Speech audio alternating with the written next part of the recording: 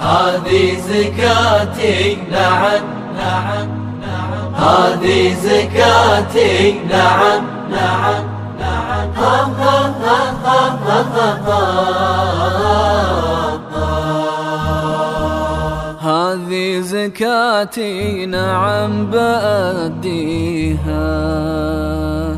طهري ونجاتي كل سنة فيها، لا ما نقص مالي أبد منها،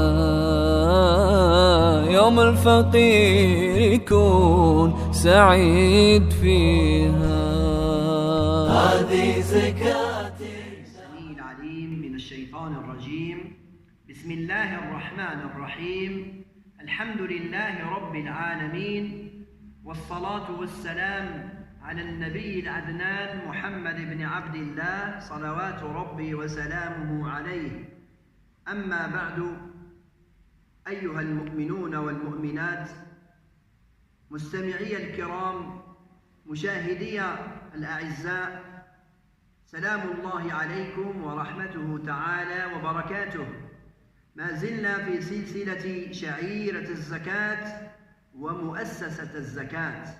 بعدما تعرفنا وتكلمنا عن شعيرة الزكاة وفريضة الزكاة، تعالوا بنا نتعرف الآن في هذه الجلسة المباركة، نتعرف عن وبمؤسسة صندوق الزكاة أو صندوق الزكاة الجزائري. هذه المؤسسة الناشئة حديثا هي عودة إلى سنة الحبيب المصطفى صلى الله عليه وسلم في تنظيم وجمع وتوزيع الزكاة. إذن نتعرف على مؤسسة الزكاة أو صندوق الزكاة. فصندوق الزكاة مؤسسة دينية اجتماعية تعمل تحت إشراف وزارة الشؤون الدينية والأوقاف، والتي تضمن له التغطية القانونية بناء على القانون المنظم لمؤسسة المسجد.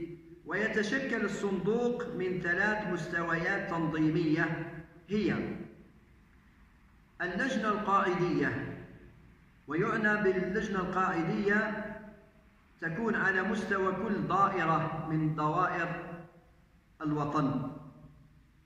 مهمتها تحديد المستحقين للزكاة على مستوى كل دائرة، حيث تتكون لجنة مداولاتها من رئيس الهيئة ورؤساء اللجان المسجدية وممثلي لجان الأحياء وممثلي الأعيان ومزكين أو ممثلين عن المزكين بتلك الدائرة. يعني الدائرة تحوي عدد من البلديات، وعدد من البلديات يوجد فيها عدد من المساجد والأئمة ولجان الأحياء والأعيان. فهذه اللجنة القاعدية هي ما تتشكل منه هذه اللجنة. اللجنة الولائية تأتي إلى اللجنة أعلى منها وأوسع منها، وهي اللجنة الولائية.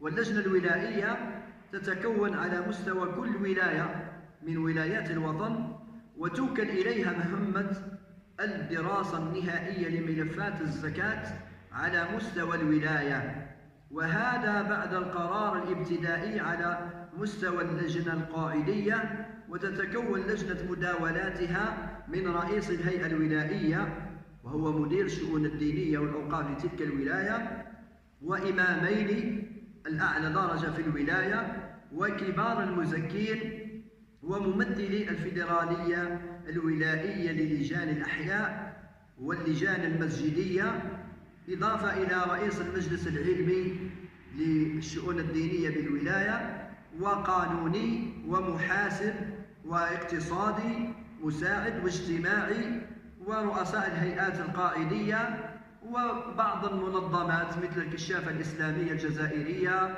ومديرية الفلاحة ومديرية التجارة. كل هؤلاء الفاعلين في الولاية لهم الحق والعضوية في هذه اللجنة الولائية لصندوق الزكاة.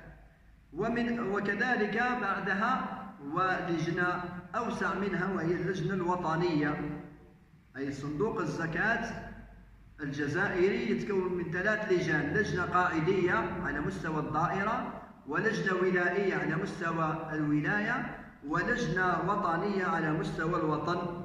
هذه اللجنة الوطنية نجد من مكوناتها المجلس الأعلى لصندوق الزكاة، والذي يتكون من رئيس المجلس ورؤساء اللجان الولائية لصندوق الزكاة وأعضاء اللجنة أو الهيئة الشرعية وممثلي المجلس الإسلامي الأعلى وممثلين عن الوزارات التي لها علاقة بصندوق الزكاة والمزكين وكبار المزكين. وفيه مجموعة من اللجان الرقابية التي تتابع بدقة عمل اللجان الولائية وتوجهها. ثم إن مهامه الأساسية تختصر في كونه الهيئة المنظمة لكل ما يتعلق بصندوق الزكاة في الجزائر. إذن هذه هي اللجان ال3: اللجنة الوطنية واللجنة الولائية واللجنة القاعدية، وهم يشرفون على تنظيم وجمع وتوزيع الزكاة في شفافية. إذن فمن خلال معرفتنا البسيطة لهذه اللجان المكونة لصندوق الزكاة على المستوى الوطني نعلم ونعرف ونتعرف أن صندوق الزكاة يشرف عليه المجتمع المدني بكل أطيافه، يعني أن المجتمع كله يجمع ويوزع ويشرف ويراقب وينظم هذه الفريضة أو من خلال هذا الصندوق، صندوق الزكاة. كذلك أن صندوق الزكاة له أو عليه أدوات رقابية في نشاطه، فلكل مواطن ولكل هيئة الحق في الاطلاع على مجموع الإيرادات المتآتية من جمع الزكاة وكيف تم توزيعها، وذلك عن طريق التقارير التفصيلية التي تنشر في كل وسائل الإعلام، وضع القوائم التفصيلية تحت تصرف أي هيئة أو جمعية للاطلاع على قنوات صرف الزكاة، نشر الأرقام بالتفصيل على موقع الوزارة على الانترنت، اعتماد نشرية خاصة بصندوق الزكاة كأداة إعلامية تكون في متناول كل الجهات أو الأفراد. كذلك لا بد على المزكي أن يساعد الجهاز الإداري للصندوق في الرقابة على عمليات جمع الزكاة، وذلك بإرسال القسائم أو نسخا منها إلى لجان المداولات المختلفة على كل المستويات. هذه هي مؤسسة صندوق الزكاة بالجزائر، أنها هيئة شرعية قانونية تنظيمية لصندوق الزكاة على مستوى الوطني. وقلنا يتكون من المجتمع المدني، المجتمع الجزائري بكل أطيافه وشرائحه.